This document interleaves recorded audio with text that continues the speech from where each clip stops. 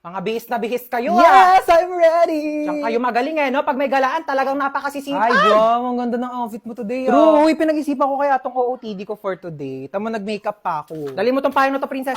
Mukhang Ano ba uulan. yan? Wala ba tayong payong na natutupi? Wala, dali mo na yan. Hindi to bagay sa outfit ko eh. Nay, magkano ganito? Ayan, ninyo? ma'am, sale yan. 800 na lang. Ano ba? Papansin ka. Ha? Ang mahal naman. 200. Kukuha ko ng dalawa. Sige na. Madam, di kaya. Naka-sale na yan eh. Sige na. Magkano lang nito sa palengke? Sige na. 200. Naku, di talaga carry yan, madam. Ano ba yung mga bilihin nila dito sa mall? Napakamamahal. Di naman magaganda. Naku, buti pa tong new beefy chow fan ng Chowking. Hindi mo na kailangan magbayad ng mahal para makakain ng masarap. Mas malaki na ang beef bits at isang amoy pa lang, bangong beefy agad. At pag tinikman mo, beef na beef na beef! Big beef energy talaga! Ano, saan na tayo pupunta? Manood kayo tayo na sine. Ay nako, manonood pa ng sine. Para saan pa yung TV sa bahay kung dito lang din tayo sa labas manonood? Ay, alam ko naman, magpasalon na lang tayo. Dali.